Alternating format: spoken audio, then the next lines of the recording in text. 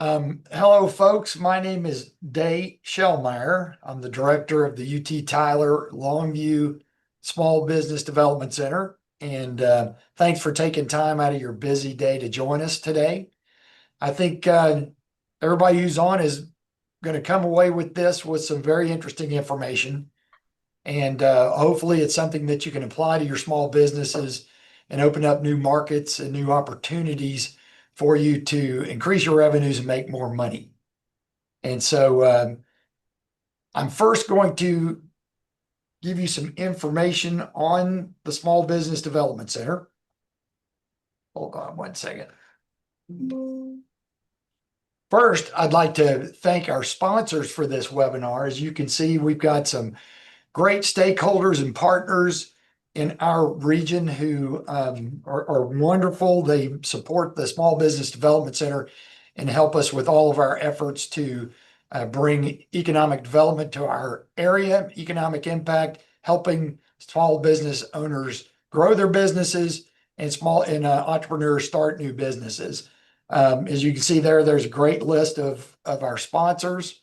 And anyway, if y'all are chamber members, please thank them for bringing this to you.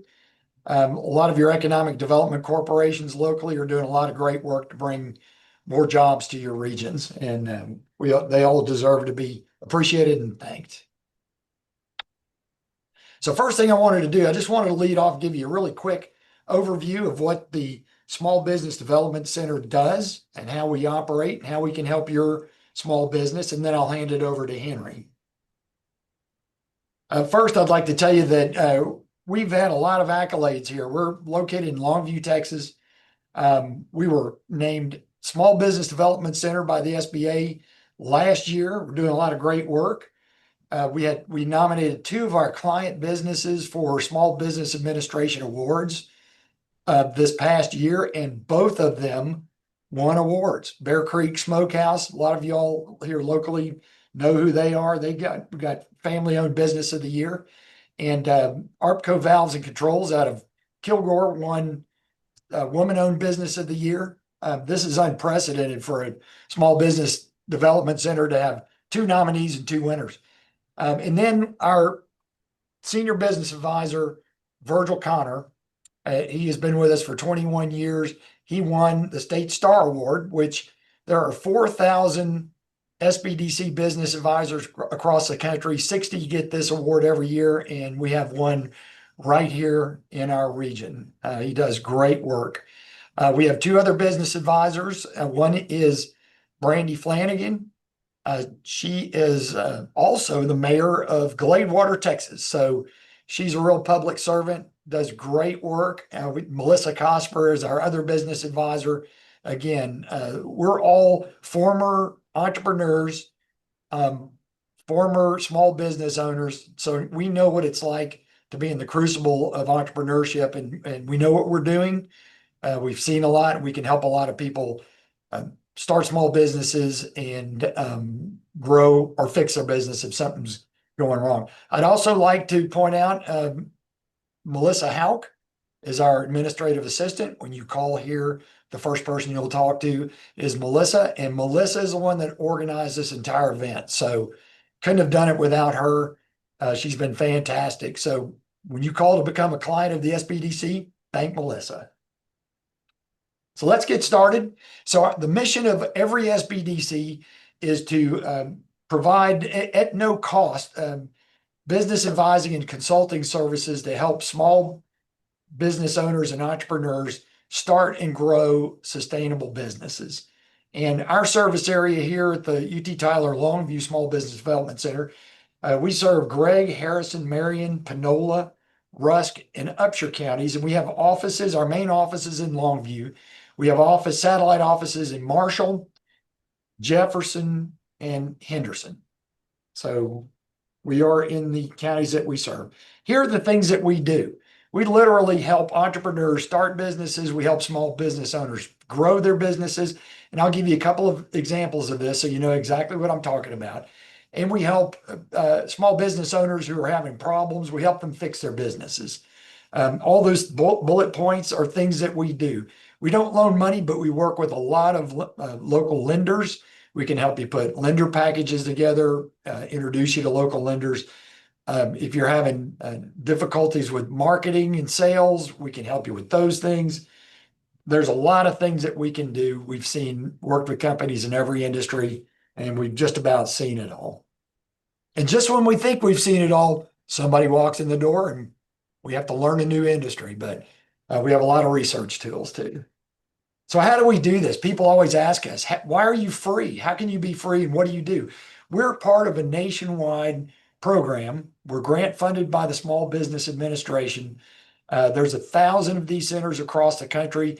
Every county is covered by an SBDC. We're hosted by local colleges and universities. In our case, it's UT Tyler, although we're located in Longview.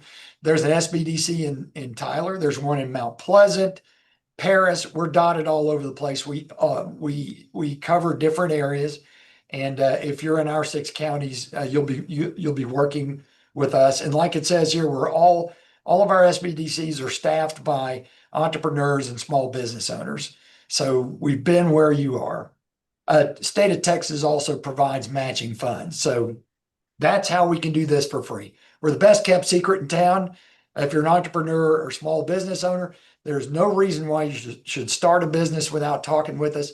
And small business owners, there's no reason why you should try to grow your business or go out of business without talking with us. And I always tell people, if you've never taken out a loan to grow your business, you need to see us. If you shouldn't go out of business without coming to see us. 9 times out of 10, if we get to you or you get to us early enough, we can help turn things around. These are the things we've done over the last 6 years. We've counseled 1,400 clients, helped 165 businesses get started, helped create 1,000 jobs. We've helped our small business owners get loans in equity to the tune of almost $70 million. So I put this up here to show you that we know what we're doing. We do a lot of hard work in our region, and no reason why you shouldn't come seek our advice. We can help you. These are some of the companies. This shows you the depth and breadth of the types of companies that we work with. Everything from restaurants to heavy industry manufacturing. It runs the gamut of the types of businesses that we work with. Chances are we've worked in the industry that you have a small business in. If we don't, like I said, business is business. Business operates the same way across all industries. All we have to do really is learn what's going on in your industry to give you some support. And I'll give you some examples of what I'm talking about. Some of you here locally in Longview have heard of Jack's Natural Food Store.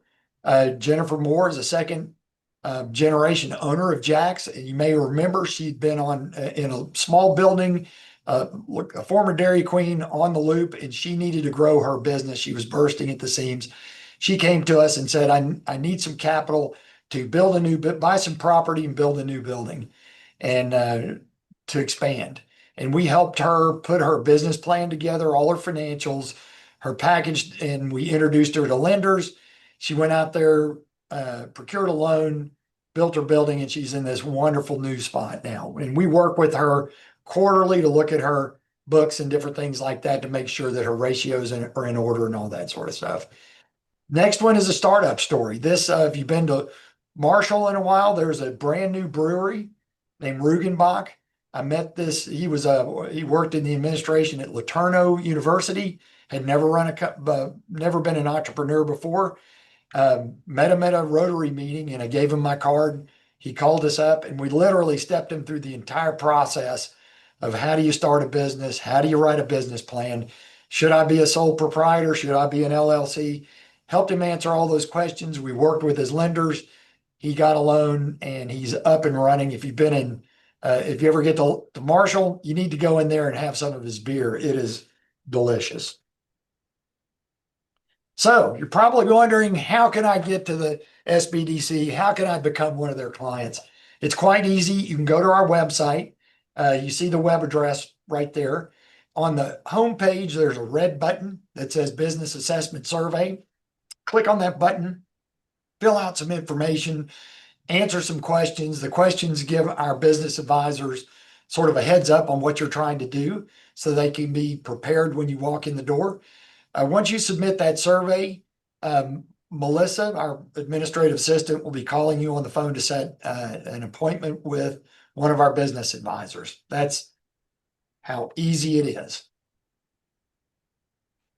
This is all our contact information, so you can go ahead and take a screensaver or use your phone. That'll be our business card to you. Just have a note on the bottom. Glad you joined us.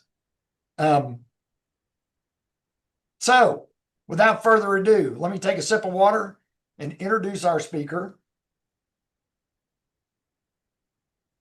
Henry VINSON is considered one of the foremost experts on government contracting and procurement, having spent more than 14 years at the APEX Accelerator, a program funded by the Department of Defense to help small businesses navigate federal, state, and local government procurement processes. Prior to that, Henry possessed an unlimited contracting officer's warrant with the Army and Air Force Exchange Services. He served as chief of the Construction Equipment Division and attended the Masters Institute in Government Contracting. And what that means is you've got a real expert who's about to tell you everything you need to know about government contracting. I've heard Henry speak on a number of occasions, and I'm going to steal some of your thunder, Henry, but I'm telling you what, this subject is about as exciting as organic chemistry. That's sarcasm. But if anybody that can make it light and humorous and get through the material without putting you to sleep, it's Henry VINSON. And with that, y'all are in for a treat. Henry, please take it away. Okay. I think that's my slide. Yeah. Henry, my apologies. Let me stop sharing.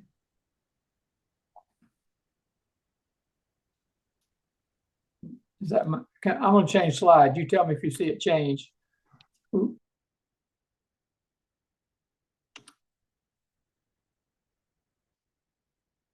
There you go, Henry. I see you. Okay. Tell me if it changed just now. Yes, it did. Okay.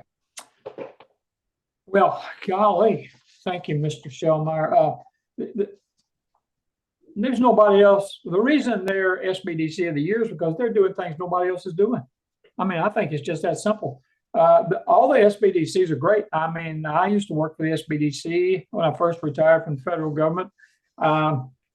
They're a great organization worldwide, I mean, nationwide, and they help people in all 50 states. But your SBDC goes the extra mile, in my opinion. There's nobody doing what we're doing today. And there's none of them doing what we're doing today. So you're lucky to have these guys. Could not do this today without Mr. Shellmeyer or Melissa. Melissa's great. She keeps me out of trouble. Just this past few days ago, I got on there and we're practicing and playing around. She said, you know, you need to get off here and go shave. And I said, okay. So I went and she said, while you're at it, go get a haircut. So I went and got a haircut and shaved. So I pretty much do what I'm told to do. So anyway, without her, I couldn't be doing this. So thank you, Melissa. Appreciate it very much.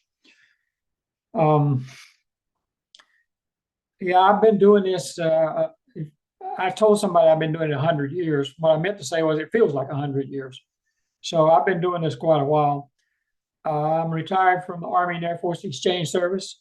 So you people out there that are military or prior military, veterans, retirees, National Guard, reserves, thank you, thank you, thank you. And a big thank you to your families. The families sometimes don't get the pat on the back that they need because they go through some serious stress as well. So thank you to our military and the past military.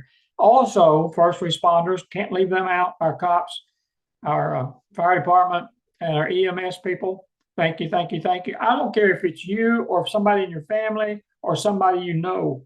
then we need to thank them whenever we get a chance. Yeah, I got out of the PXBX business and went to work at the Dallas County Community College, working at the Center for Government Contracting. They no longer exist, so I started my own business for 8 years, basically writing technical proposals, which we're going to cover next week.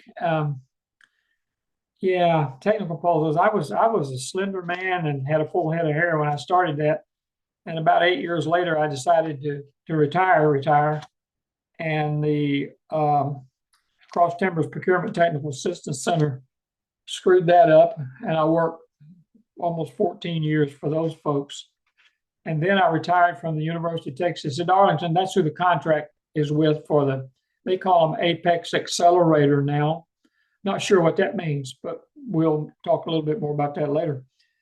So I worked for them. I retired from UTA and then retired again until Mr. Shermeyer screwed that up. So now I'm doing this. So I'm enjoying it. Did it last year for a little while, doing it this year. I noticed some of those people that signed up today, Mr. Shermeyer, are some of the clients we had last year.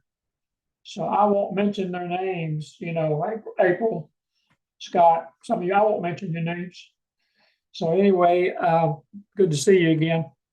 I'd like to talk to you again if I get a chance. Okay, what are we going to talk about?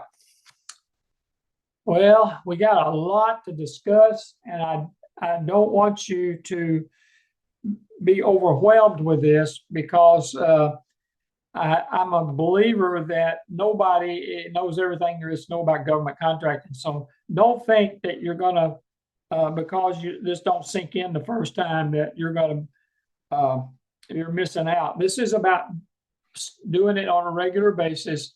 And I always say, if somebody tells you they know everything about government contracting, be careful because they'll lie to you about something else. So anyway, we're going to talk about the people that's done this before is doing government contracting. It's going to be a good refresher for you. For those that are brand new that's thinking about getting in there, don't get discouraged because if I can do it, you can do it. And especially if I can counsel you along the way. There's a big deal. We'll talk about it a little later in the presentation, but there's a big deal going on right now with the federal government. They're rewriting the federal acquisition regulation. The federal acquisition regulation has 2,300 pages, and then there are each agency has supplements to that. Plus, there's all kinds of other sidelines like CFRs and what have you. So, all in all, we believe there's about 20,000 pages in government contracting. And the new administration has given them until 10th of November of this year to make significant changes in that and to cut out a lot of the junk, which a lot of us have been wanting that to go that direction for a long time. So we're excited about it. And they're in the process of writing that right now. I'll cover a little bit more about that later. I'm going to talk about who can bid and who can offer. I'm going to talk about the difference between a bid and an offer. We're going to talk about financial health and so on and so forth. And we're going to talk about how the government buys commodities and services. A little bit about certifications. Now, you know how it is with the government. When the administration says you got till the 10th of November, a bunch of people jumped on the bandwagon and made some changes right off the bat. And one of them has been made is a woman-owned certification. So we've already got changes out there. We're going to talk about prime contractors, subcontractors, the differences, and why you may need to be looking for prime contractor work just to find those subcontracts you need. The most exciting, as Dave said, the most exciting part about this is rules, regulations, and law. Boy, that's really exciting. When we get to that, if you can stay awake, you're a champion. So we'll talk more about that. GSA, we'll talk a little bit about that. SBIR, just a little bit, not a whole lot. Research and procurement history. Yeah, how to find out past history on procurement. And marketing, which I consider very, very, very important in this business. If you're not marketing right, you may be missing business. the dreaded one-page capability statement that I believe is the second most important part of your marketing plan. We're going to talk about all the governments. How many governments do you think there are? Well, frankly, there's more than 3,000. So we're going to talk about all of them. And cybersecurity and some other subjects that I've got laid out here. So anytime you got a question, just hit that chat button and ask a question. And hopefully I'll be able to see it. Where is it? Okay. Dave, help me look. Henry, I'll be monitoring that for you. So I don't see it right now. Okay, who can bid or who can offer? We'll talk about the difference between bid and offer in just a minute. Actually, anybody can bid. Anybody can send in a proposal. But if you've been in business less than 2 years and you're not financially healthy, and we'll go into that in a little bit more detail later, you don't have a real high probability of success. So we'll get into the details of why that's happening here in just a minute. But I want you to know there are things that you can be doing as a newcomer to this business to put you in position to be ready to go when that time happens. Now, why does the government have? Now, let me talk about this first. The FAR rewrite, the federal acquisition rewrite that's coming, and it's in process right now. Some of this could change. So I'm going to show you later how to stay on top of this without a whole lot of effort, or at least I believe it's a whole lot of effort. So we'll go through that later, but just keep in mind, anytime I talk about the FAR 9103B, that could change.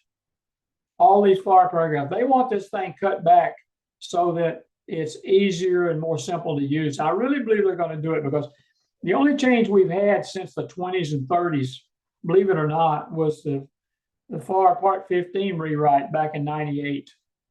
And that really did help a lot in this process. And we believe if they continue what they're trying to do and they make the kind of changes they made in '98, it's going to be a lot easier for all of us. So look forward to it. Good news and bad news. The bad news is if you've been doing this for a while with the federal government, yeah, guess what? You're going to have to probably learn a new system. And the good news is if you're starting out, then you don't have to worry about the old system. You just have to worry about the new rules, regulations, and laws. Now, contracts that's out there that's been awarded already, they're not going to change. So everything's going to remain as is. If a contract's in existence, it will remain as is, at least till the end date. Now, I can't tell you that if a contract is awarded, if they can award a contract for 5 years, and it's going to be a 2-year, and then they're going to renew it for 2 years, then they're going to renew it for 1 year, I can't promise you that they won't put that thing back out on the street at the end of the first renewal. So anyway, we don't know much about it right now, but we need to stay on top of it. And like I said, I'm going to show you how to do that. Yeah, contracting officers have to make a affirmative determination of responsibility before they can actually award a contract. So they have to determine that your contract, for lack of a better term, awardable. Then they're going to have to make a determination of two things. There are in 91041, there are 7 things that they look at, and I'm going to talk about 2 of them, especially since that will affect startup companies. Okay, the first thing a contractor has to show is financial responsibility. Now, what that means is the government wants to make sure you don't go bankrupt during this process. And let's assume for a minute that you have you're going to offer on a contract, on a solicitation to get a contract, and you're selling a product. Okay, before you get paid, you're going to either have to buy that product as a jobber, or you're going to have to make that product. And that's going to cost money. Either way, it's going to cost money. You're going to have to buy that product right up front, at least. And then you're going to have to ship it to wherever it's got to go. And that's going to cost money. And then remember, you've bought the product, you've shipped it to them, it's in transit, they've received it, you still haven't been paid anything. Can you keep your business afloat during that time? Well, they need to know. How do they find that out? They won't know how much money you got in the bank. And what they'll do, you'll provide them the bank name, contact person, and the phone number. And then they will call the bank and say, okay, what's their status? And they'll tell them, you know, their average high 3 or the low 4 or wherever your average is. And that will tell the contracting officer that you have money to do this project or to do multiple projects. What if you're bidding on 3 or 4 of them at one time? You're going to have the money to pay for it, right? So normally the government has, under the Prompt Payment Act, they have 30 days to pay you. So after they received it, or if you're going to provide them an invoice, they get to pay you 30 days after it's received or 30 days after the invoice is received. Excuse me. The invoice has to be a proper invoice. So if you send them an invoice and the numbering on the invoice is supposed to be 3 digits, and you send your invoice in and it says invoice number 1, they may return it to you. And if they return it, then you have to change that to say 001. Then you can send it back. Well, that clock doesn't start till they get that invoice back the second time. So now the good news is, yeah, they got 30 days to pay you under the Prompt Payment Act, but in most cases, the federal government is paying faster than that because they're doing everything electronically now. So you're paid, it'll be paid to your checking account in your bank electronically. Sometimes it could take as much as 11 or 12 days. Sometimes 4 or 5 days after they receive it, you're paid. That's the good news. But remember, on the Prompt Payment Act, they got 30 days. So they're paying real fast right now, or have been recently. Under a service contract, let's say you don't sell a product, you sell a service. We'll talk more about this in a few minutes, but let's assume you have a service. Okay, they're going to award you the contract. Now, I don't know, say it's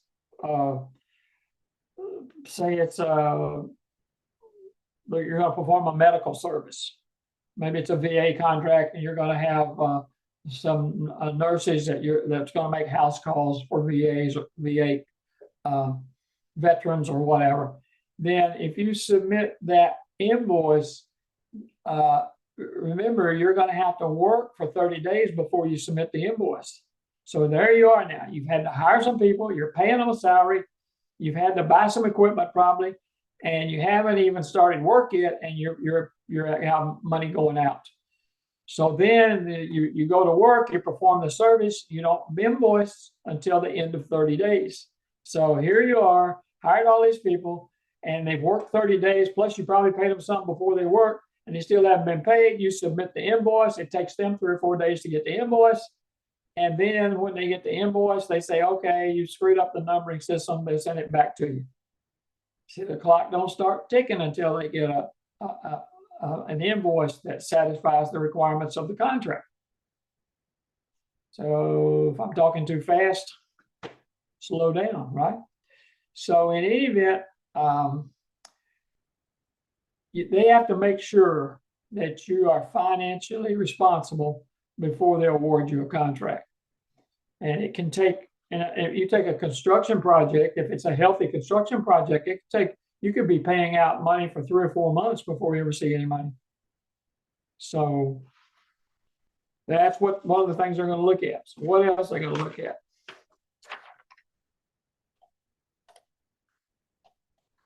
Satisfactory performance. They're not going to award a contract normally. We would use words like that because sometimes things happen that they don't mean to happen. And I've seen it. In fact, I've seen it recently within the last year or so. They award a contract and they didn't take the contracting officer jumped on it a little too fast. But anyway, and normally your past performance is in your proposal. So you send your proposal in, and it may say something like, okay, we're going to, and we'll go into this in more detail next week, but let's say that the solicitation says we want you to identify 3 to 5 projects that's similar in size and scope of this solicitation. And then it will give you, sometimes it don't, you'll have to come up with your own, but most of the time it gives you a layout on how you're supposed to give them that information. They'll want things like the contract name, the contract is the military installation, or the address of where it was performed. They're going to want to know any bonding you had. They want to know how much the contract was, total size or scope of the contract. They want to know who to contact to verify your information. They'll want to know, the dollar amount, the contract number, so on and so forth. And that will be provided in your technical proposal to the contracting officers, and they will verify, believe me, they will verify everything you say in there. And you can say, oh, well, okay, Henry, I don't have all that particular information. Okay, I'm not saying that it's not usable, because the government does not always get what it wants or what it asks for. So if you've got something that may not be exactly what they're looking for, then you'd be surprised how you can word that to make it sound good. In other words, I was working on one a few years ago. It's a pretty big contract, 20 million, 18 million, something like that. And it was to build a fire station down in Fort Hood. So my guy had never built a fire station, but he had built strip malls. And now you don't have to have the exact project. In other words, if it doesn't say you can't use them, then you can use the civilian jobs instead of government jobs. Now, if it says they have to be government jobs, that's a different story. But in most cases, they just say similar size and scope. So when I wrote that proposal, EPDM roof is an EPDM roof. Concrete slab is a concrete slab. Concrete blocks, concrete block. Now, there are certain things that goes into a fire department, into a fire station, that don't go into a strip mall, but I guarantee you, when I got through writing that thing, that contracting officer saw a fire engine coming out of a strip mall. So you can do things like that to be creative. The other thing you can do is you can joint venture or team if the solicitation allows it. The solicitation has to allow for teaming agreement. If the solicitation allows for a teaming agreement, then you can go in with, they want 5 projects, and you can find somebody, preferably you've worked with them before, because you get more points that way. So if you can get somebody that you've worked with before that's built fire stations, then you can use one project. The first one would be of a strip mall or something that's not, and then you can use the larger contractor that's built fire station. You can use their past experience. So it gets rated just like it was yours. So that can be done, but the solicitation has to allow for it. It takes a little creative writing, but I've won some big ones like that. I won a $43 million one like that. It was a FEMA contract in Louisiana right after the flood. But anyway, so you got to have performance. So if I'm a startup business, I've been in business for a year and I haven't had any projects, you see, I can bid on it, but they're just going to throw it in the trash. So they're going to ask me, and remember, you give them what they ask for. You find out what the contracting officer wants from that solicitation, and you give it to them till they puke. Just keep giving them what they're asking for. If you want to try to, hey, and I'll tell you, you have to be specific. You have to be specific. I used to see them. They'd say, Joe Jones Company has been in business in Dallas, Texas for the last 780 years. We pride ourselves in the quality of our work, and that's all horse manure. That don't mean nothing. What they want to know is, it was this project, it was this facility, here's the address, here's who you can call to find out, and here's the phone number of the person that'll tell you whether or not I was did my job or not. So anyway, I don't want you to get discouraged, because during these first 2 years, you can still start having your eye looking at government contracting and placing yourself in position to do that. And one of the places you can look at is to be a subcontractor working on a project like that, which will allow you to use that subcontract later. So you can still go after some of this stuff. So we got any questions, Dave? None yet. I'm watching. Okay, now you have that snore button on. We know who's sleeping, right? We're gonna wake them up. You're gonna wake them up here in a minute, Henry. Okay, well, if they're asleep, we'll know about it. So, okay.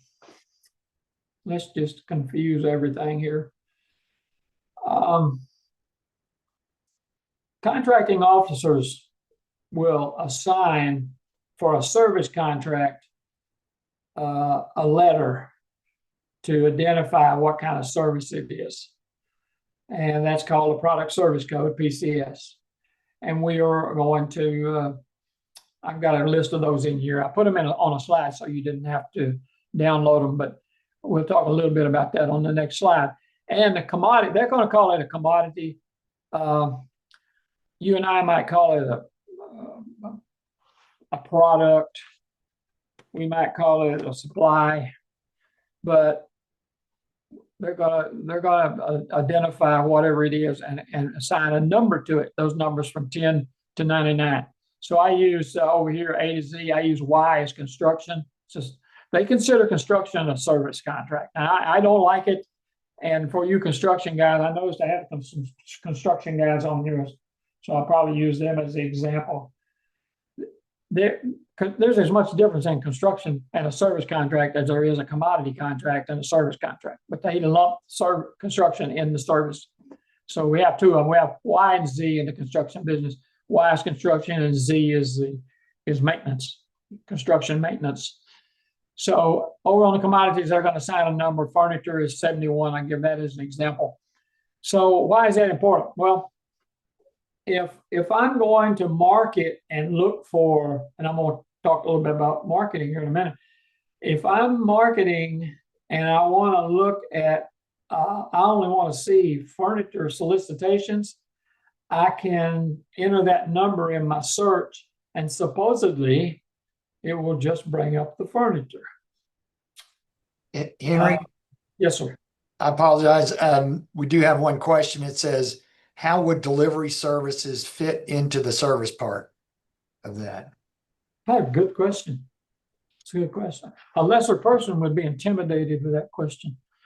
So here's the delivery. That's a real good question. Delivery is in the solicitation. It has to be identified in the solicitation. If I perform a service, there is a place where that service ends. Now you say, well, I've got a service that goes on for 5 years.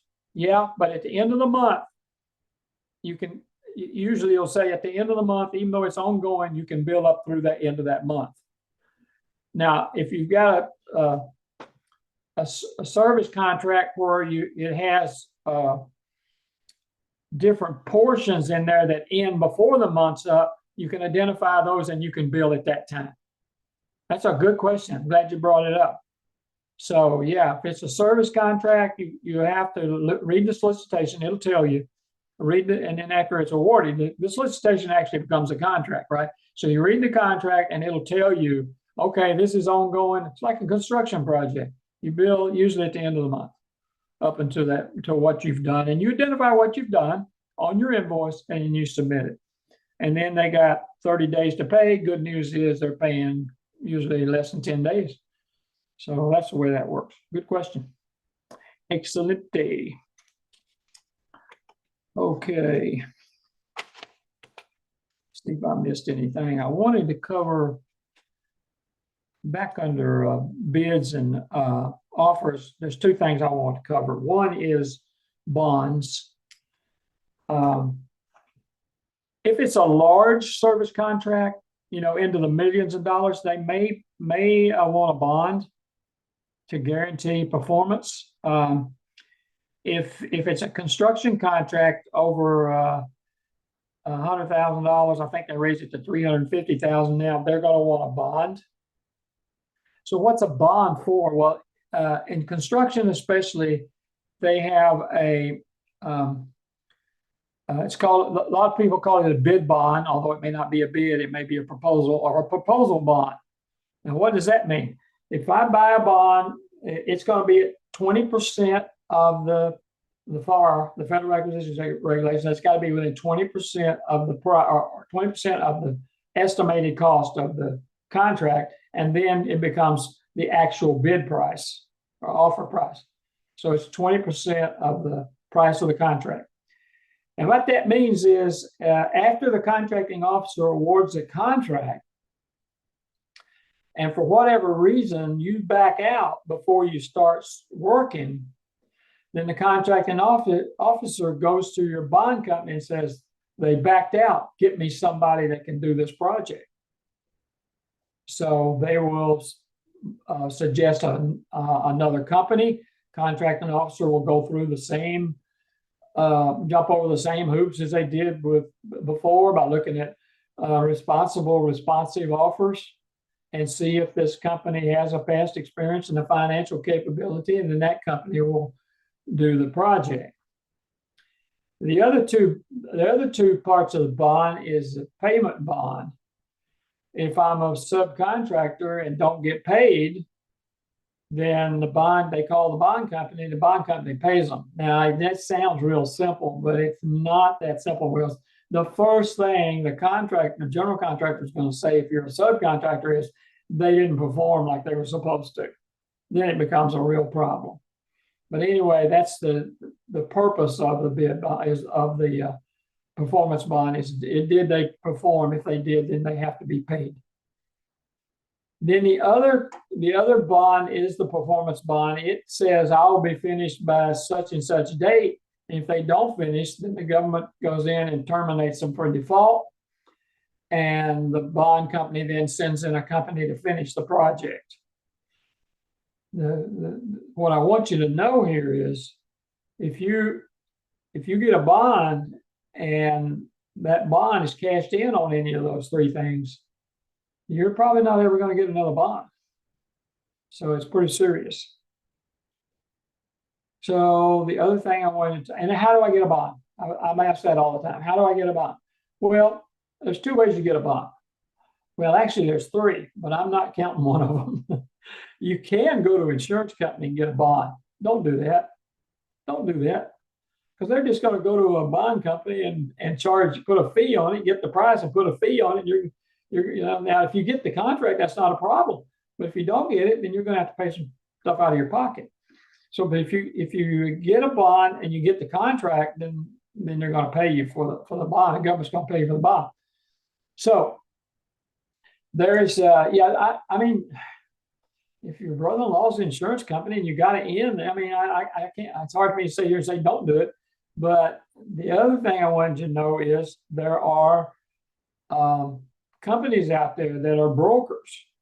Yes, they get a fee too, but the brokers know more about the bonding companies than you could possibly ever know. In other words, if you go to a bonding company and you want a bond and they refuse you, you think, well, what do I need to do? What did I do wrong? And you come to find out, you're not going to find out. But back behind the scenes, that bonding company has got more bonds out there than they got money, so they turn you down. It makes you think there's something wrong with you, and there's not. So if you go to a broker, yeah, you got to pay a little more, but they know who's got money. Bonding companies has money and who don't, and they know who's likely to take a risk on you and who's not. So there's a couple of those out there. I've got one that I've been used and telling people about. He's the only one I know. I've got good reports on him. So if somebody needs that, let me know, and I'll get you his name and phone number. So anyway, Henry, I have a question about that. I understand the SBA provide surety bonds as well? Yeah, that can happen.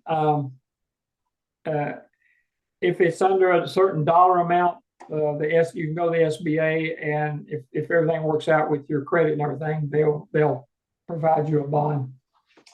I don't think they provide it. I think they use a bonding company. But yeah, they're there to do that. And I've seen that 2 or 3 times. That works pretty good. Thanks for bringing that up.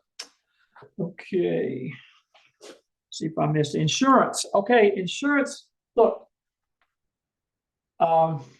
any competent insurance company will work, and all contracts of any value is going to have an insurance clause.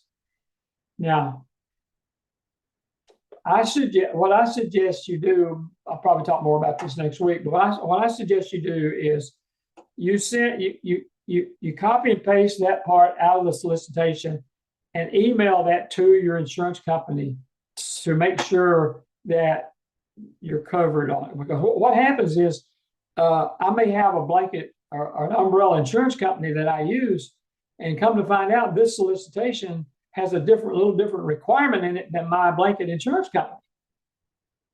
And so I come to find out 6 months into the contract, I got to pay another $5,000 for insurance. Well, where does that $5,000 come from? It comes out of your profits. So I suggest if you're using one insurance company, copy and paste that, send it to them and say, okay, get me the insurance papers I need to send them with. No, I'm not going to send them my blanket insurance form. I'm going to use a special one for this contract. I want you to do that on all government contracts. And then send that in, and that way you'll know you're covered and you won't have to buy extra insurance. And when you start pricing these things, guys, you're going to get all your prices in for the price of any products you got to buy, or any subcontractors you got. You're going to get all those prices in. You're going to add your overhead and profit into that. And then you're gonna that's going to be your price. So if you screw up on your insurance and you have to pay more a year into this project, that money is not going to come out of your expenses that you accumulated to put your overhead and profit on. It's going to come out of your profits. Boy, we don't want to do that. In fact, that profit, in my mind, that everything should be in there, including the owner's salary. Everything should be in there. And in my mind, at the end of the project, the profit is what goes in the bank. How else are you going to build wealth? And how else are you going to have money to perform on your next 2 or 3 contracts? If you got 2 or 3 contracts at a time, you're going to need cash. Where's that coming from? Well, hopefully you have built up enough cash from your profits to pay your way until you start getting those checks rolling from performance. I hope this is making sense. Okay. And another thing I hear a lot, guys, is well, my experience, Henry, you don't understand. I've been doing this for 87 years, and I know this backwards and forwards. They don't. That's got nothing to do with it. How long's your corporation been in business? If your corporation's been in business 6 months, well, I had a corporation, Henry. It was in business for 10 years. I just got a new one now, but for whatever reason. No, it's the corporation that you have right now. They want to know if you can perform with that corporation. Now, when it comes time for you to put your experience in your proposal, then your 87 years you've been doing this is going to really give you a lot of points. But you can't count that 87 years on how long you've been in business. I know that people don't like that, but that's the way it works. Okay. We're going to talk in depth about the technical proposal next week so we can answer most questions there. Yeah, okay. Yeah, here's your product service codes as an example. If you're an architect, your category C. Here's your construction category Y. Now, why wouldn't you want to use that to do your bid matching? We're going to talk about bid matching in a few minutes. Why wouldn't you want to use that to do bid matching? Let me tell you why. Contracting officers, and I was one for 11 years. Contracting officers make mistakes. Contracting officer is never going to admit to it, but they make mistakes, or somebody who works for them makes a mistake, and they put the wrong letter in there. I'm looking for a construction project and they put Z in there, and I'm not looking for maintenance repair. I'm looking for a construction project. I'm not going to see it. So in bid matching, I want you to use keywords. I don't want you to use these. I don't mind you using them. I just want you to have a backup with keywords. So we'll talk about that as we get into this. So federal supply codes, now they call federal supply codes, they call these commodities. You and I might call it a supply or a product or whatever. So you can see if you sell nuclear bombs, that'd be 11. If you sell railway equipment, that's a 22. And you can find it. I put it in a slide so it didn't have to give you a handout. Henry, Sir. question, what PSC is mowing? Okay. Well, that's the person would be intimidated by that. Mowing is a service, first of all, right? And so we want to go here. Okay, hold on, I'm going to find it. Okay.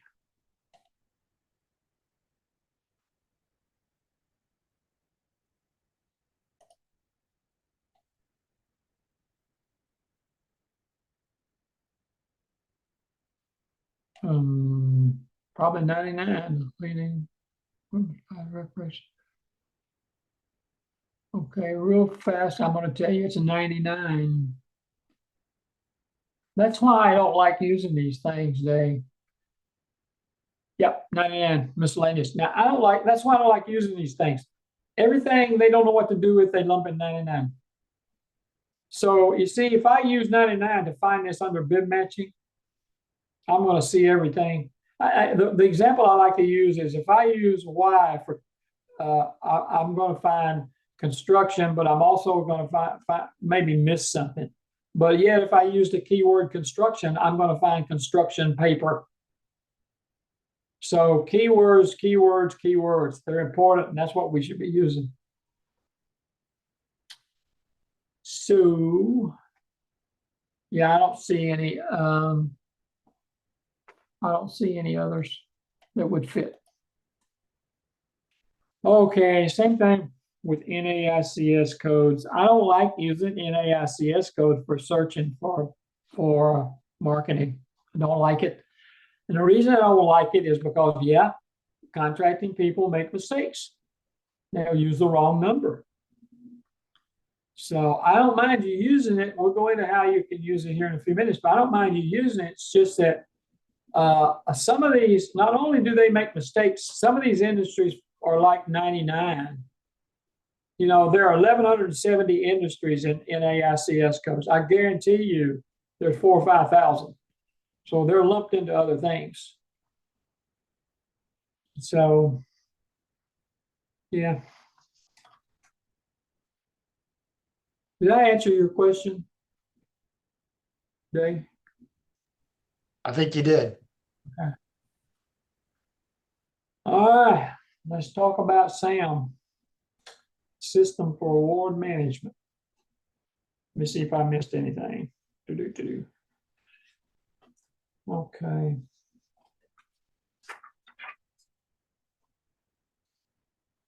Now, next week, I'm going to get down in the weeds with these proposal, building a technical proposal. And also, if you come over to be my client, some of you guys that were my clients last year, we got down into the weeds with what you do and probably gave you some ideas on how to search for business.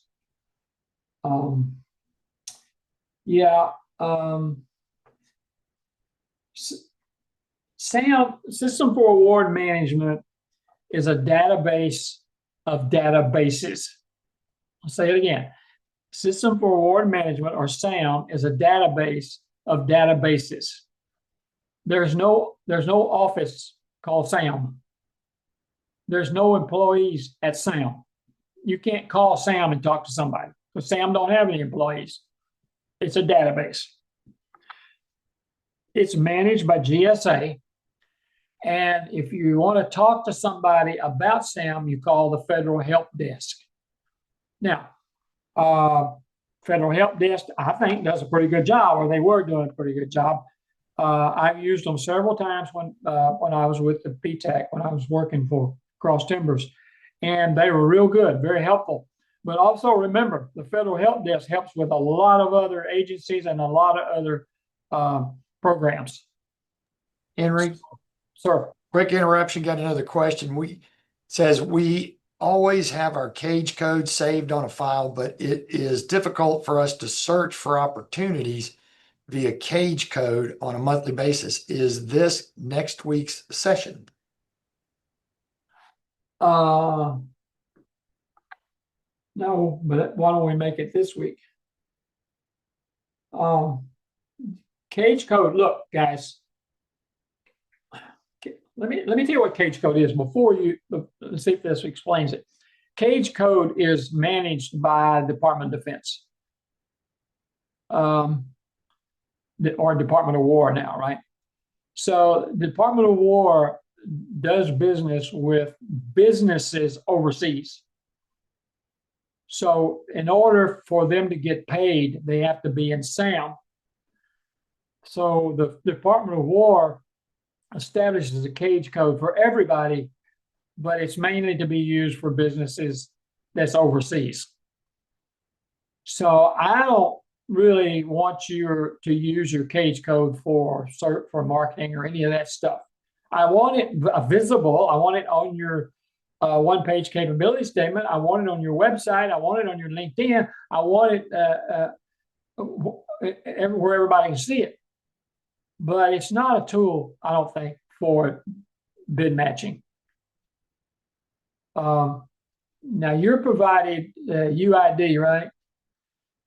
And the UID and the cage code is established when you set up your SAM. So I think in most cases, they're going to want to talk to you about your UID number.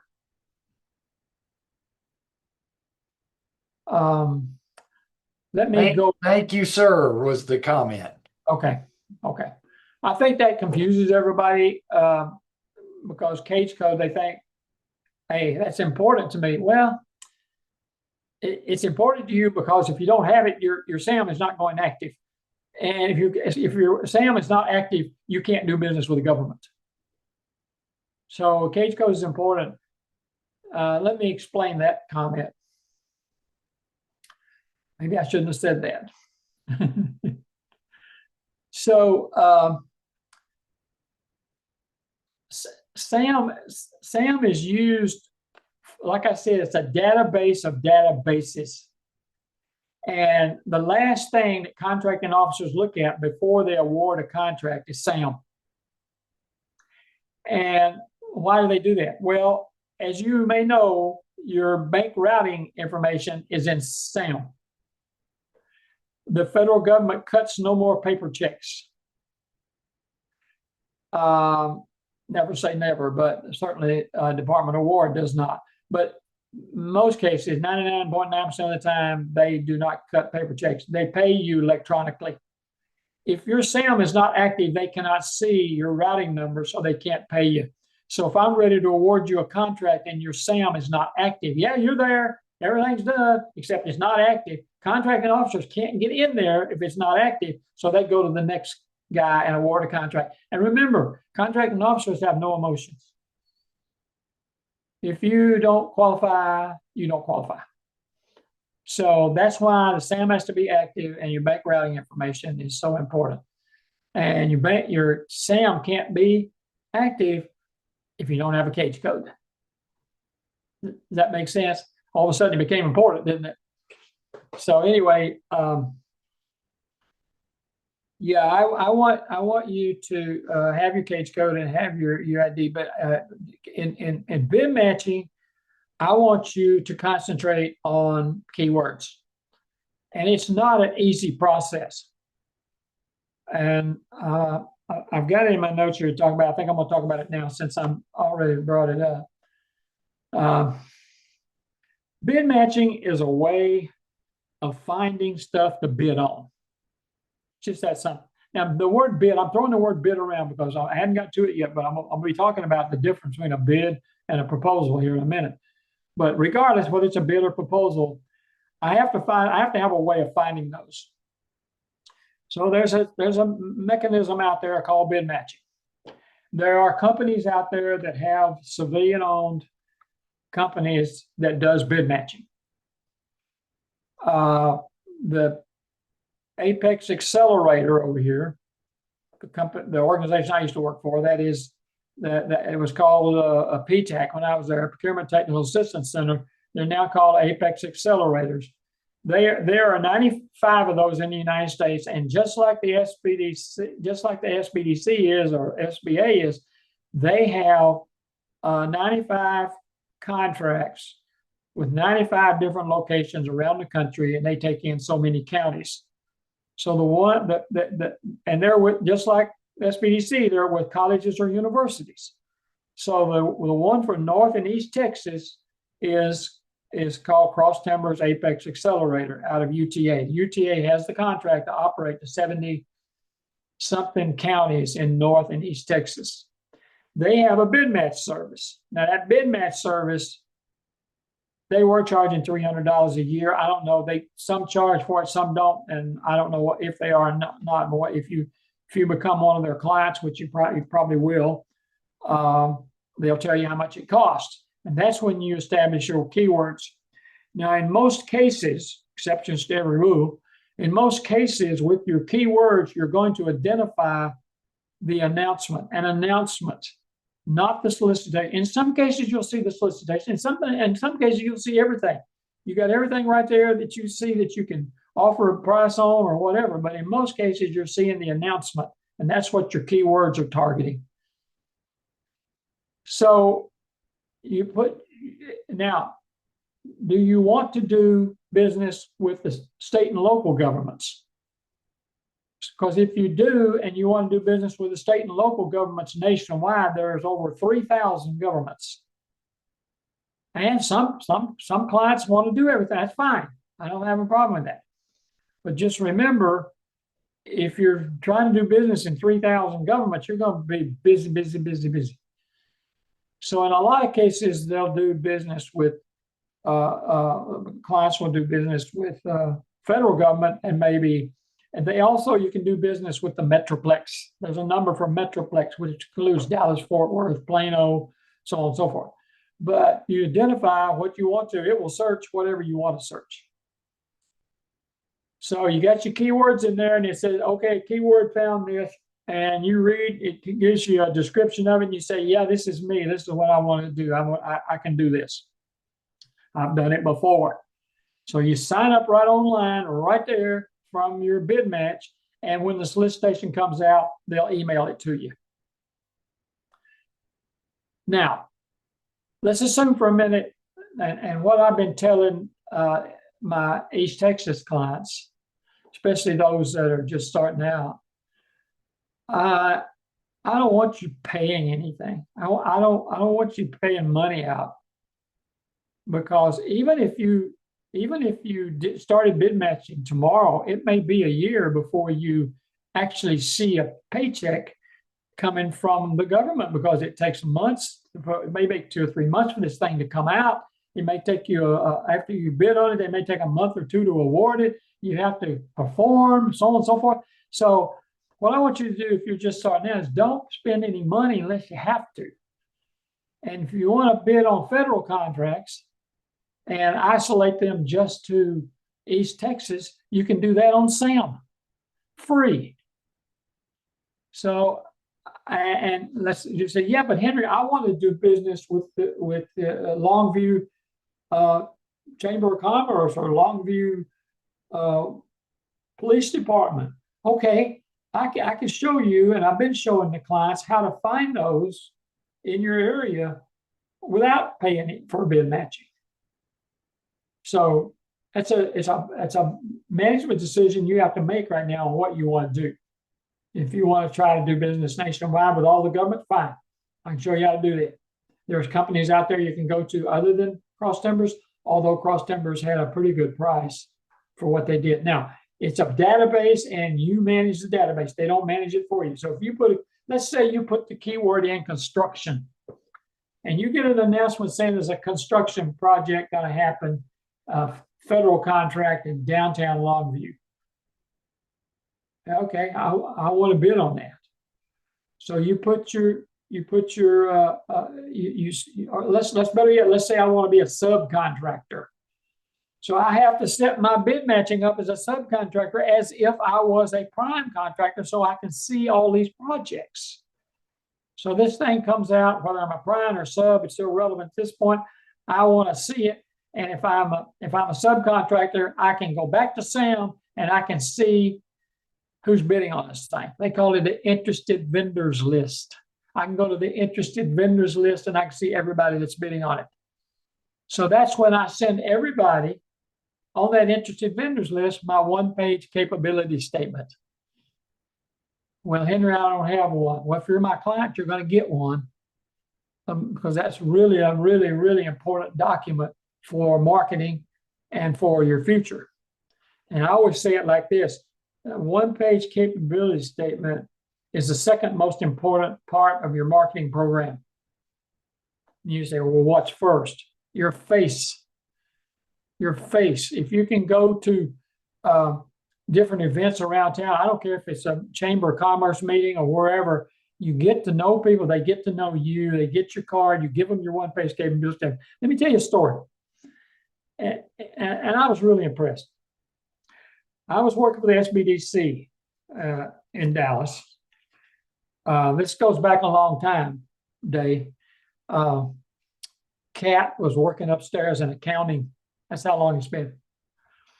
So we had a meeting. We had a SBDC meeting in Galveston, and we all go down there, and they had breakout sessions. And I looked at these breakout sessions. I didn't see any I really liked, but there was one that was a guy that was a public relations guy. They had a public relations company in Galveston. So I went to that one. And he pulled out a business card.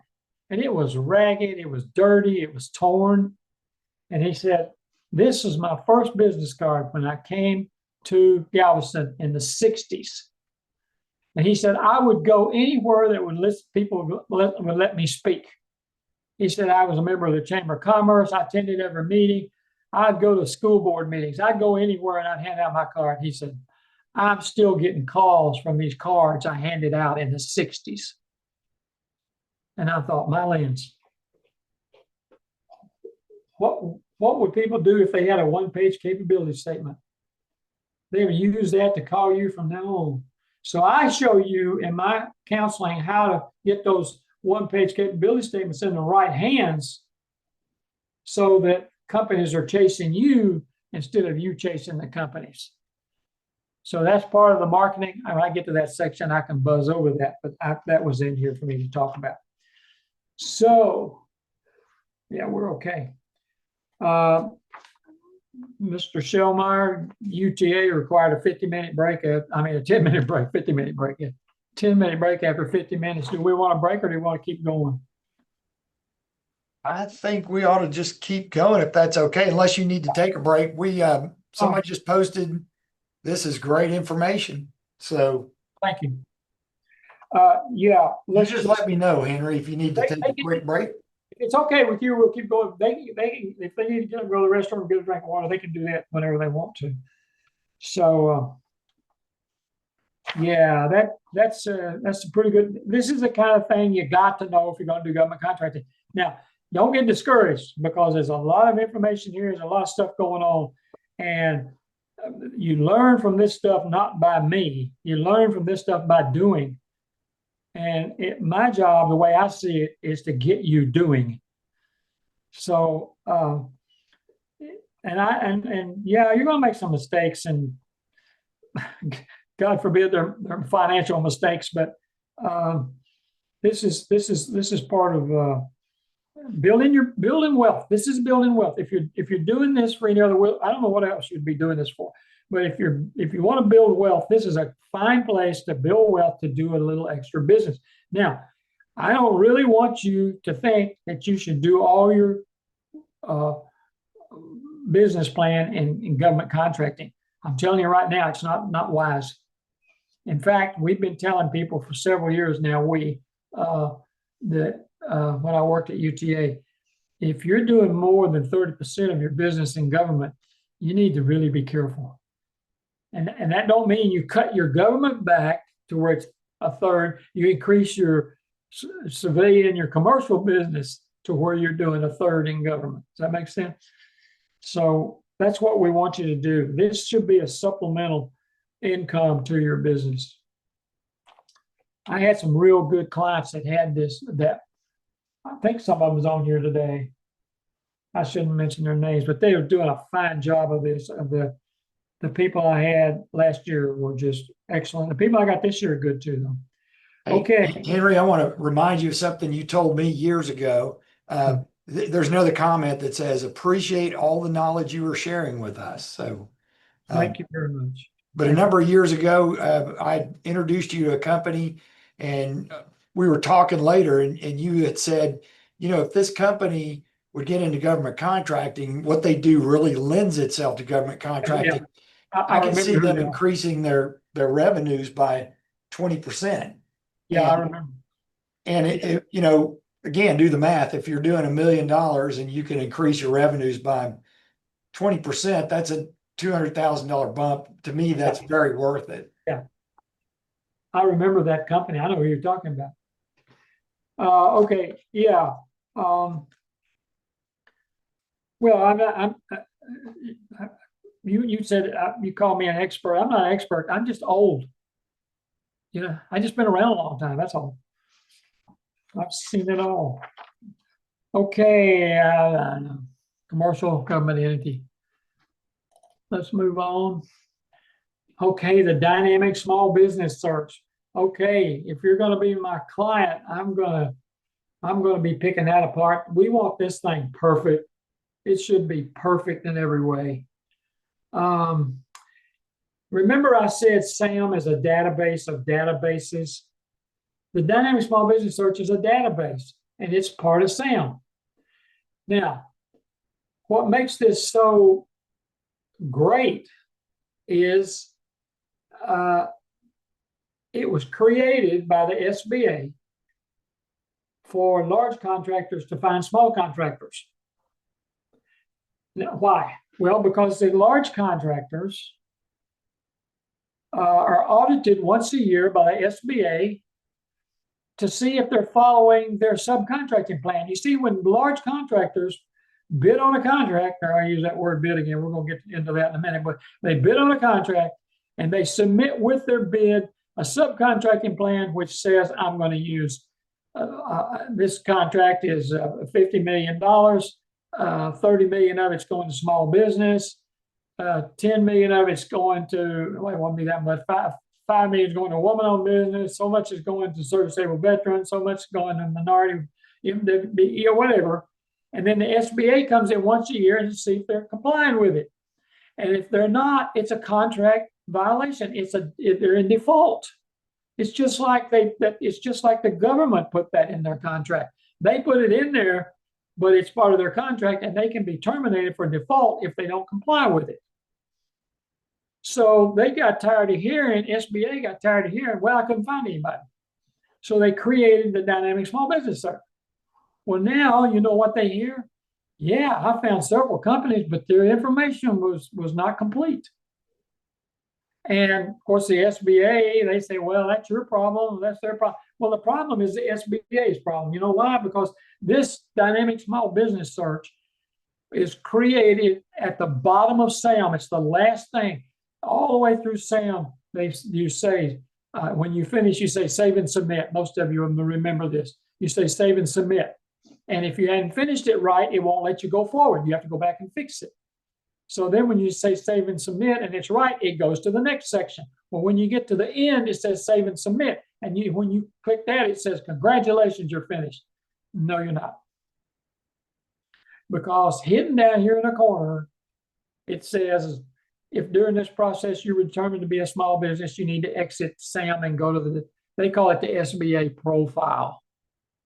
You have to exit and go to the SBA profile and finish. Okay, what happens is some of this stuff in the dynamic small business search or the SBA profile is populated from SAM. A lot of it's not. One of the things not is your past experience. So we need to get that in there. So I'm not going to let a client get away from me, regardless of where you are. Before Mr. Shellmeyer kicks me out the door, I'm going to make sure your dynamic small business search is working, because if they open it up and it's not finished, if it's not complete, they're not going to call you. And here's another thing I found out: everybody's using it. You know, I would teach contracting officers at Fort Hood. We had some out here at the Western Currency facility. All the contracting officers came in from across the country, and I went and spoke to those guys. And I always ask these contracting officers, how many of you, I did a 3-day thing for DART down here every day, because every year DART puts together their new contractors, about 35 of them, and they have a 3-day training class for them on government contracting. And I was there 2 days, but it was like 2 hours one day and 2 hours the next day.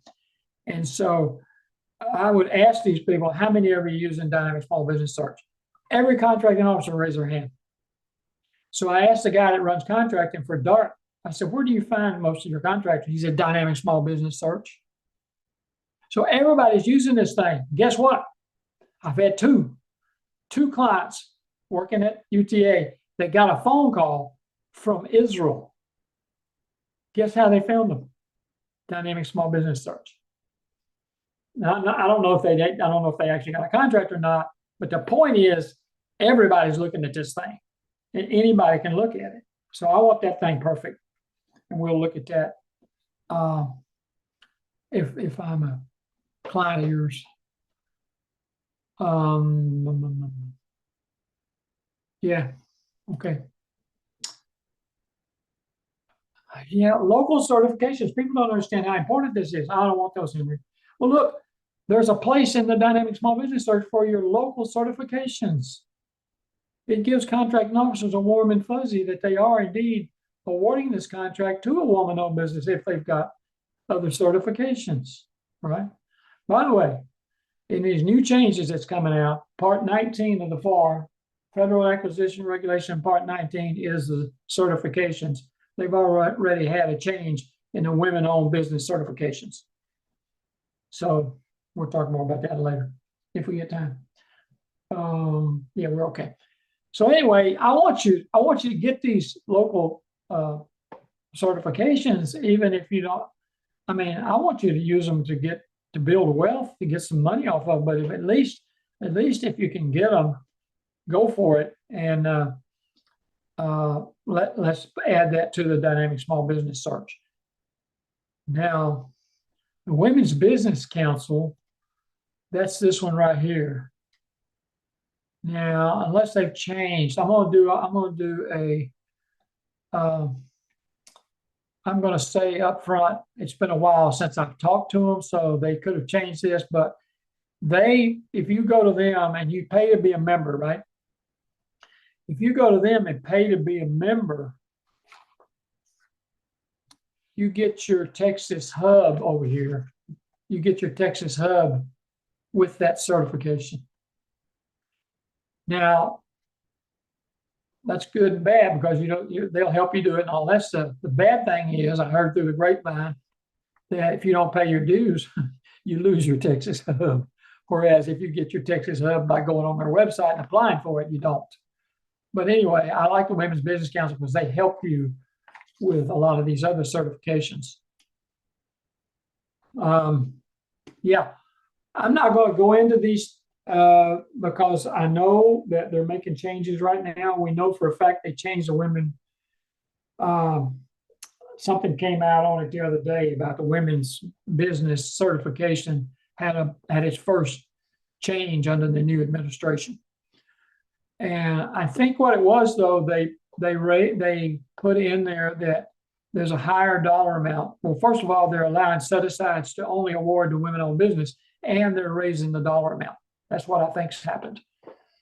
So anyway, I'm not going to go into that. I'm just going to say watch the new changes to see, especially 8A, service-able veteran. If you're a service-able veteran, I want you to have that certification, period. You know why? Because it goes on your letterhead, it goes on your business card, that logo goes on everything, on your website, and I want that on there. Your 8A, same way. But I have a question, Henry. Yes, sir. So is it becoming easier to get these certifications? I know the veteran-owned business certification was a booger to get a while back. And are there any self-certifications now on some of these things? Yes. Yes, I think the women's business, women-owned business are going to be self-certified. Yeah, it's becoming easier. We don't know what yet because I haven't seen the rest of them, but I think it's going to be easier. You're right. When the service-able veteran came out,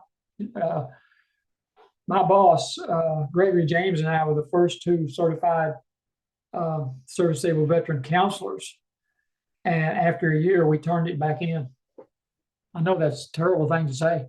We turned it back in because it was so difficult. People having to jump over hoops they shouldn't have to. I mean, we made it so hard on them. Half of them couldn't even get it. So anyway, yeah, I think it's, well, that's gone to the SBA now, and I understand they've cleaned that up. But yeah, absolutely. There's some changes coming. And we're going to talk here in a minute. I keep saying I'm going to talk about it in a minute, but I'm going to talk about it in a minute how to stay on top of that. Web page, yeah. I want your web page. First of all, in the dynamic small business search, there is a link at the top of the page. One of the first things you see is a link to your web page. I want to see the dynamic small business search link or the SBA profile, whatever you want to call it. I want to see that link on your front page of your website. Now, since I worked for you last year, they have changed the dynamic small business search now has a link right above that to the one-page capability statement, which we were pushing for years, trying to get that in there. So I can now jump to your one-page capability statement. So if I'm a contractor or anybody looking for you, I can jump straight to that one-page capability statement. That is so nice. And we wanted that. We wanted it really bad. Now, I've seen a few that have that one-page capability statement on their website, so you can click on that, and they're using that link from the dynamic small business search. So there's not a lot to do there. So you can link straight to that thing on your website. So the other thing is I would like to see a LinkedIn. Now, here we go. It's probably the most important thing I'm going to talk about all day. LinkedIn has become very, very, very, very important to government contracting. And I'd like to see, now the dynamic small business search does not have a link from their site to LinkedIn, but there are people, I'm not in the position to push for it now, but there are people pushing for that. We think it ought to be there. And LinkedIn has a place where you can jump from the LinkedIn page to your website, but it doesn't have a place you can jump to the dynamic small business search. So what we'd like to see is a link in the About section. Someday they'll have it there, but now they don't. So in other words, guys, what we'd like to see is no matter how somebody finds you, and we know the Pentagon is using LinkedIn. You know, I had a guy, some of my clients turned out to be close friends, and this guy's a close friend. He wouldn't mind me talking about it. He sells Motorola radios to the federal government. And he gets a phone call from this colonel in the Pentagon and says, you sell Motorola radios to government? He said, yeah, that's the only people we sell them to, which is against what I just told you, right? Don't put all your eggs in one basket. But anyway, he said, yeah, that's what we do. He said, we've been looking all over for you. And he said, well, did you look at GSA? And he goes, no. Well, see, there's a case where we relied on GSA and no, and the guy didn't look at it, but he happened to be on LinkedIn and he got, you know, $2 or $3 million contract by being on LinkedIn. Now, since then, LinkedIn has just become even more important because now, and this happened about the time I started to work for you last year, Dave, they now have a government contract page on LinkedIn. So if you're interested in doing government contracting, I don't care if you're doing it or not, if you're interested in it, you need to be on that page. There's 20,000 people on that page, and it's just federal government contracting.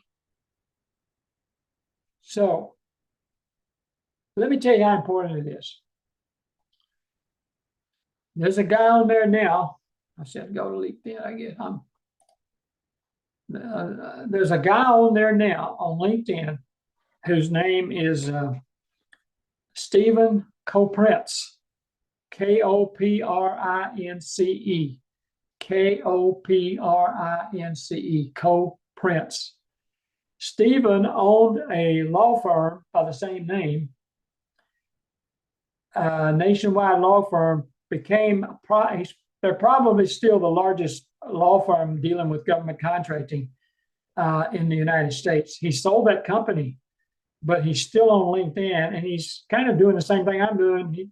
He does presentations, and he teaches classes and stuff like that. And I've known him for years. He's really, really, really smart. And I tell you, I said earlier, I meant to, if somebody tells you they know everything there is to know about government contracting, don't, be careful, because they'll probably lie to you about something else. I think I said that. That don't pertain to Koprince. I mean, he really is brilliant when it comes to government contracting. And so he's keeping up, and has been keeping up with changes in federal government contracting. And for the most part, it's free. So if you get on LinkedIn and you get on the government contract, just put in search government contract page or whatever, and you get on the government contract page, be sure and follow Steve Koprince. Now, the company he used to have is sold. It still has his name in it. And they too have some newsletters and blogs. I just attended a blog last week that that Koprince and his law firm he used to own, another guy that works for them, they put it on together. And they're keeping us informed on all these changes, guys. There's not a better place to go than, and he will put something out. If it's not every day, it's going to be at least 3 times a week. And so I really, really, really recommending you do that.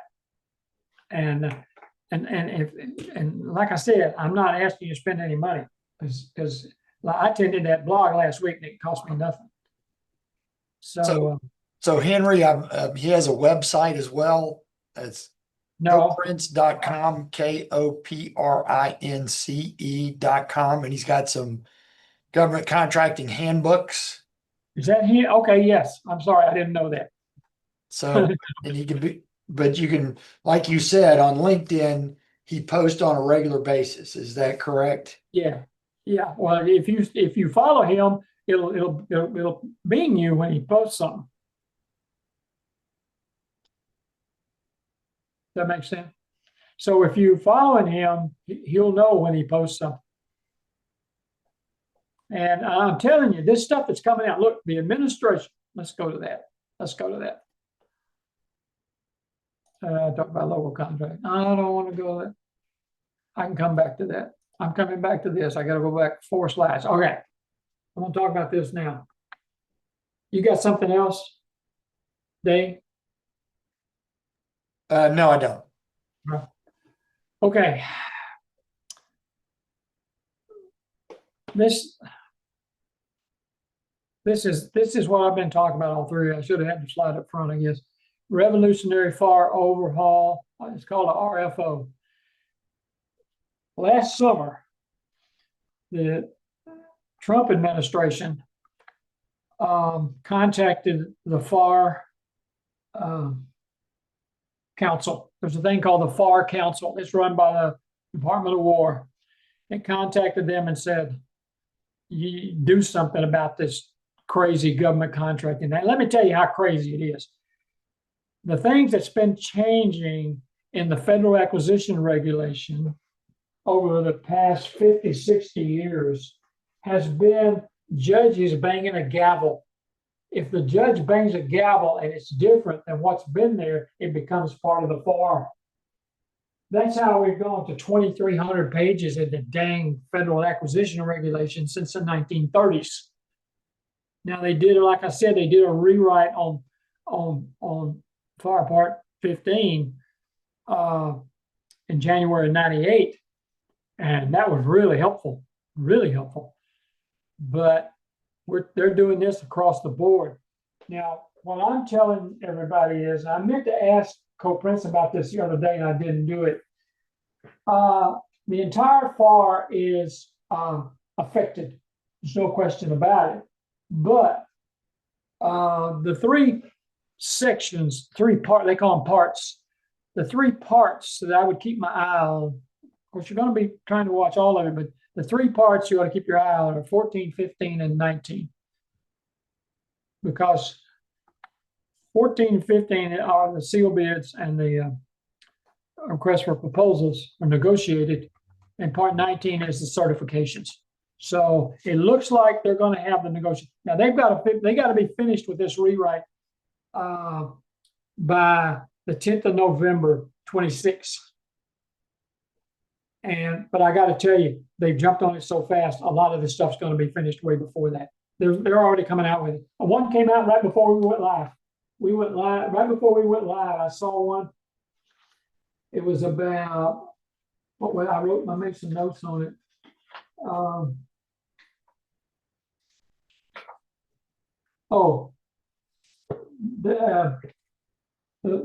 notice come out that said that the DFAR, that every agency has supplements to the FAR. The Department of Defense, or Department of War now, is called DFARs. And the DFARs, and the way I like to look at it is this way.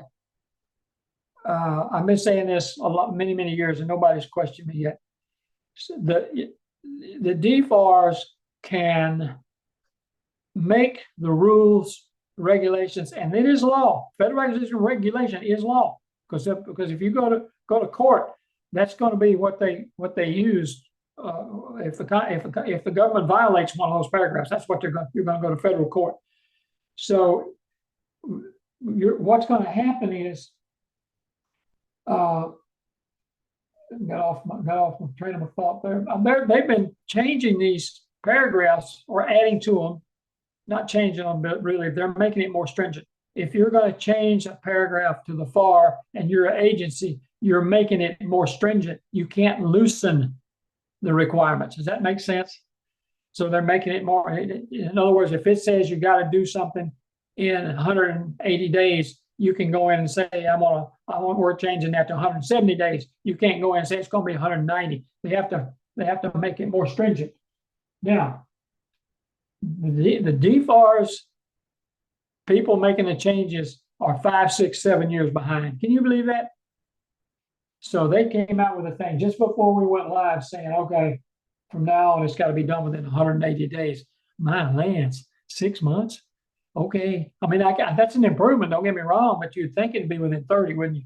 But anyway, as this stuff comes out, you need to be on top of it. And for you guys that are new, it's, I think, going to be easier for you than if you're already doing it and you have to relearn it, you know. So anyway, yeah. I gave you a handout on it so you can read more about it later. And those are my words. I plagiarized some of it, but some of it's my words because it just, and when you get in there and start searching Google, it's just stuff everywhere. So I put together that paper for you. I'm hoping it makes it a little easier for you. So let me back up, go back where I was. Yeah. Okay. Yeah. Here's the thing about local governments. Local governments, You know, when I came out of the federal sector and I started working at the SBDC in Dallas, I was shocked at what I saw in the local governments. Um, and basically, what I found out, there are exceptions to every rule now, remember that. What I found out was they're very comparable to the feds, but they got their own names for everything. That makes it confusing. As an example, when you're using the word proposal, you can't use that word when talking about a bid. And when you're talking about a bid, you can't use the word bid in a proposal. I saw one that said it was a bid proposal. You know, you take a contracting officer out of the federal government, and he sees bid proposal, his hair starts to fall out because this just ain't possible. But what happens is, as you read if you learn the Fed side, which is what we're doing today, if you learn the Fed side and you start reading a local contract, you can say, oh, this is what they mean. See what I mean? There's one agency, and I don't want to mention any names because I don't want to embarrass anybody, but I'd just say you got to pay a toll when you go down their highway. They have one called a bid proposal, and I'm going like, hey, this ain't possible. So anyway, I've learned to just read it, figure it out. In fact, that's where I got the phrase. And believe you me, you need to read, understand, and follow the directions of the solicitation. If you can't read, you got a problem. If you can't understand what you're reading, you got a bigger problem, right? And if you can't follow instructions, you're not going to do well. You got to be able to do all three of those things. And we'll talk more about that tomorrow. I mean, next Friday, next Thursday, whenever it is. It's the next Thursday, isn't it, Day? I think. Yes, it's a week from today, starting at 3 o'clock. We'll have the advanced government contracting webinar. And a lot of that's going to be on technical proposals. I'm going to get into that here in just a minute. Here's some stuff I want to go over real quick with you. We're doing okay. Yeah, if you want to do business with the government, you're going to do it on their terms. It's called the golden rule, right? Everybody knows what the golden rule is. The government has a goal, so it gets to make the rules. So if you're unhappy with that, then it's too bad. It's not going to work for you. So, and I hear, I'm not as involved as I used to be, but I would hear every once in a while, well, the government can't do that. The government can do any damn thing it wants to do. Trust me on that. And the government has to be fair. No, it don't. It sure don't. You know, I heard one time somebody told me the definition of fair is what young kids talk about on the playground.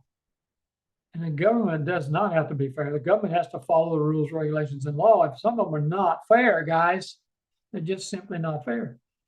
And I like to say it this way. You say, well, the contracting officer can change that.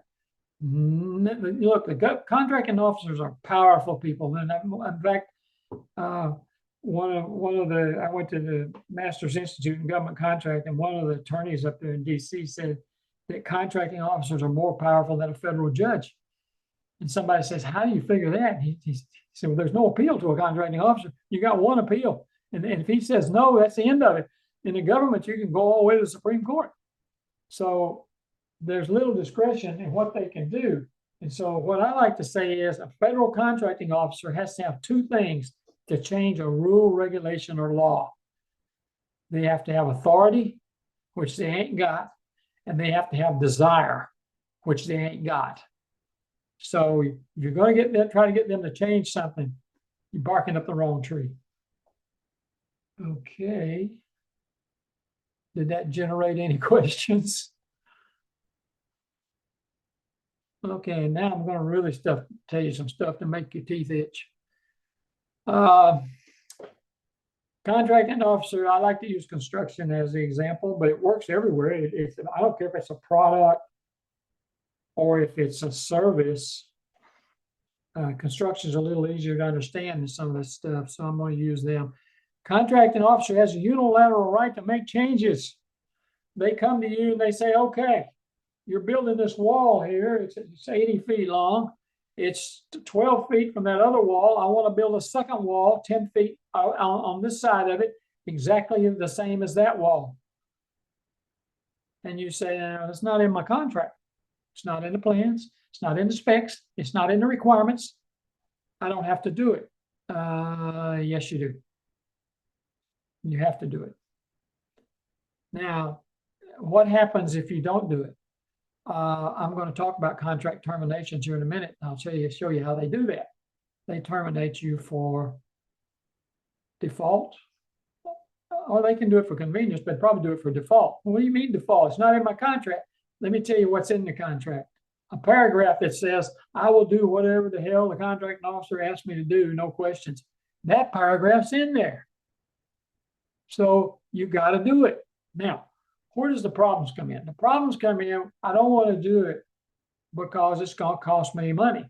Well, then the contracting officer will usually say, I want you to build this wall, give me a price. But they may come back and say, no, it's too high, build it anyway. I'm paying you this amount of money to do it anyway. So what do you do then? If you don't do it, they're going to terminate you for default, but you file a claim. So you have a right to that next word, 2 words, equitable adjustment. You're entitled to be paid for it. The problem comes in when you say it's going to cost $800,000 and the government says, no, it's more like $600,000. So then what do? You sue the government, you go to court. And it's like a ping pong game. You know, the ball gets knocked to you, you knock it back to them, they knock it back to you, and then eventually you file a claim, and if they don't pay it, you go to court.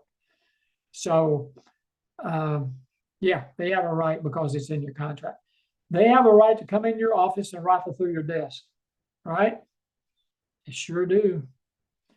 Now, there's a big office, huge office up here in Las Colinas, and it's where the contract audit, the audit agency, the federal, I forget their name now, their audit agency, there's a bunch of people in there. And the reason it's a big office here is we got Lockheed Martin, Bell Helicopter, L3, and they go out and audit these companies on a regular basis. So Gregory and I went up and talked to him one day, and the guy that runs the place, I said, do you still unannounced people rifle through their desk and look in their break rooms and all that? He says, not so much anymore, only if we get a tip. So if they get a tip that a contractor's doing something, they will go in and rifle through your desk. And they're looking for a second set of books. They're looking for, things that people can go to jail for. And so I had a class on this. I still remember where it was. It was at a bank building down in Arlington, and we're on the top floor. And I said, now I want everybody to understand this. Do you understand? And this one guy says, yeah, keep your second set of books at home. I said, no, that's not what I'm saying. Don't have a second set of books. So how can they do that? Because there's a paragraph in the contract that says, I will let these so-and-sos come in my office and do whatever they want to do. So it's called the audit and surveillance rights paragraph. So you need to be aware of all this. Are they going to do it? Probably not. Will you ever be audited? Probably not. The equitable adjustments, yeah, probably you're going to probably be faced with that. But if you now listen, they get outside agencies to give them prices on they don't do it themselves. They can, if they've just had another one or they see one that's similar to it, then they can use that price to go by. But they'll get prices, and they get pretty close, guys. They get pretty close. I had a $26 million building, and the estimate from the architect was like thousands of dollars, just a few $1,000s off from the guy we awarded it to. That's pretty good on that big a contract. So anyway, yeah, there could be a limit on profits. Don't see that very often. absolute right to terminate. Yep. Termination for convenience. You get a phone call saying, we're going to terminate your contract. What do you mean you're going to terminate contract? I'm right in the middle of it. I'm 50% finished. Yeah, but we're terminating it. Why? Convenience. No, no, no, no. I want specifics. I just gave them to you. Convenience. Why? You can't do that. Yeah, I can. How can you do that? As a paragraph in your contract says they can terminate your contract for convenience. Now, if the contracting officer starts, and I had this happen, one of my contracting officers, bless his little heart, I know where he is right now. He called up this company and said, we're going to terminate you. It was a construction contract up in Washington, D.C. It was a food court.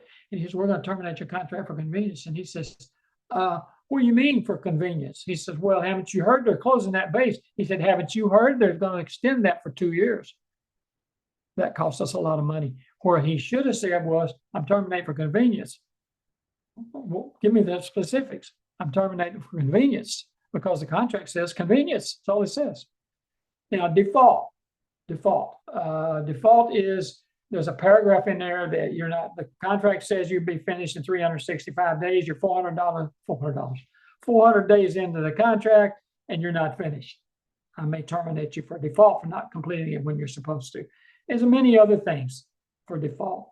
But anyway, here's the thing, and I just saw this not recently, a few months before I retired. A contractor got terminated for default.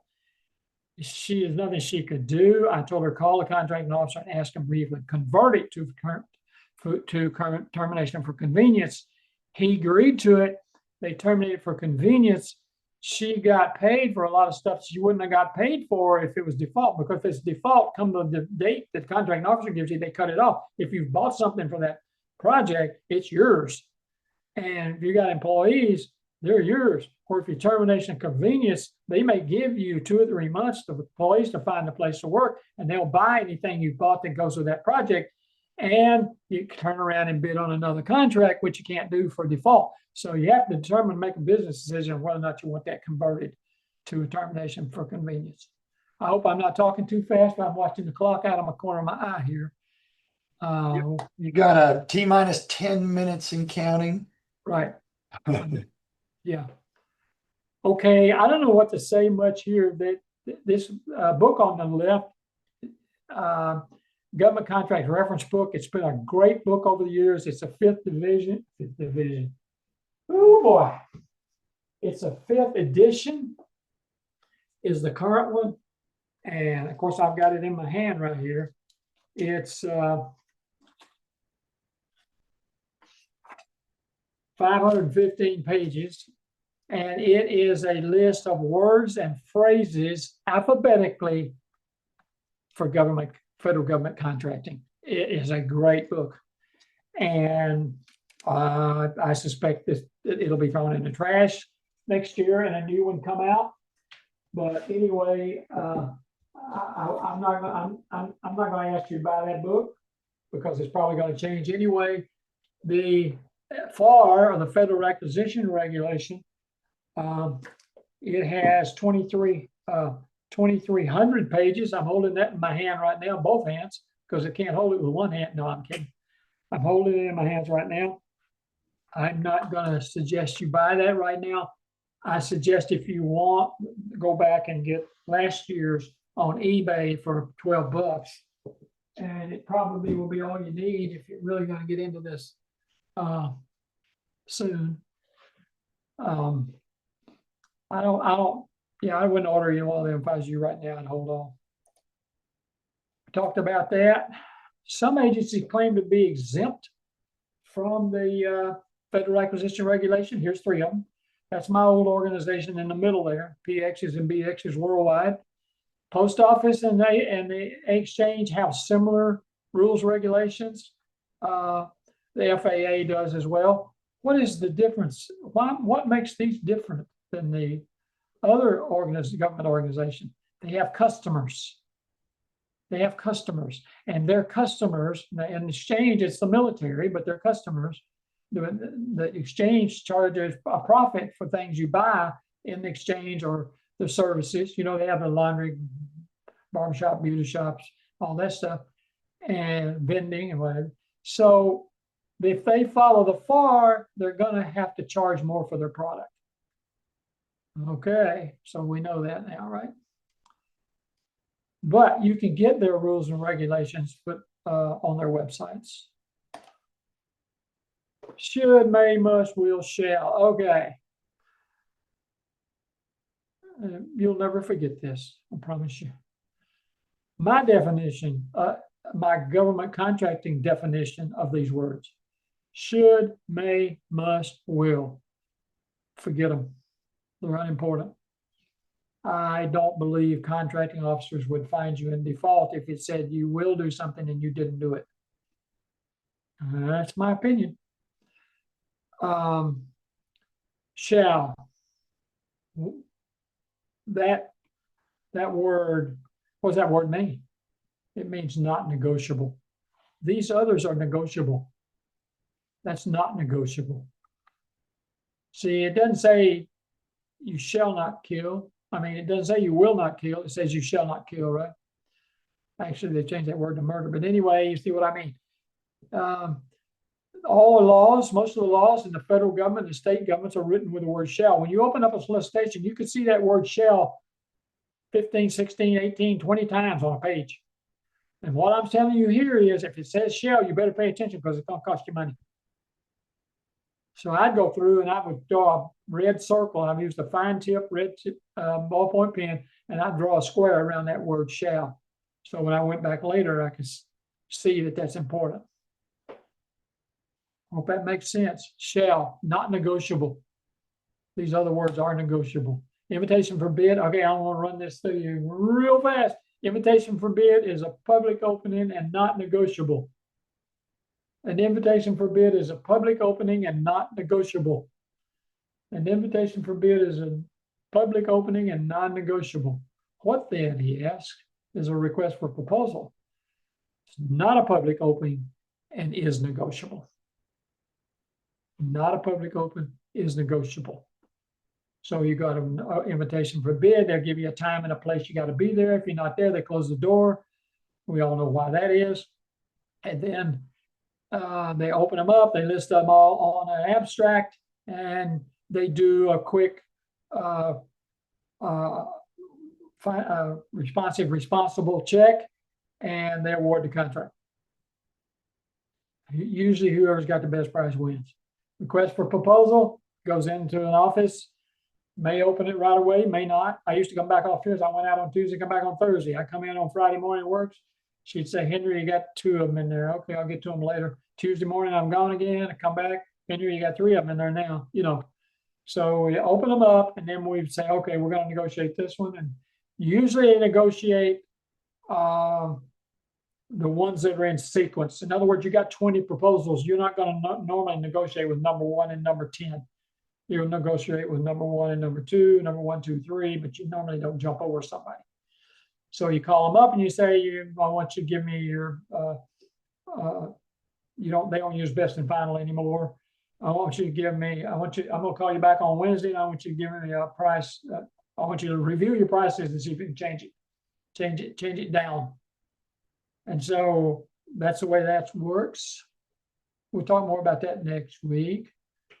GSA, if you're selling a product that's a COTS, commercial off the shelf, GSA works pretty good. If it's a service contract, yeah, there's some there, but usually it's about a product.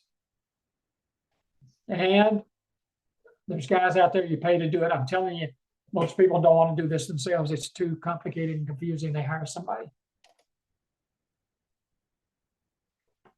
SBIRs, STRs, you're probably not going to be, the only one I've seen 2 of them in the last 20 years, and they were about a product off of a bolt or something off of an airplane that's no longer being made, and they'll want you to design it and offer a price. So I don't think you're going to have to worry about that. And we talked about bid matching, FBO, forget better sound. Subnet, there's the subnet website. That's that's a website create. Remember I said the dynamic small business search created for the large business, find a small business. Okay, this site was created for small business, find large business. So it's that simple. Got to have a one-page capability statement if you're my client. From last year, you already got one, hopefully. And this year, I'll work with you individually to create that for you. Yeah, it's all changed. All changed. There's the website. I want you to go read about it. Everybody's going to be a level 2 now. They told us for 4 or 5 years it's 5 levels. Before the rollout, they changed it to 3. So it's going to be a level 2. Some of it's self-certified. It's not as bad as we thought it was going to be.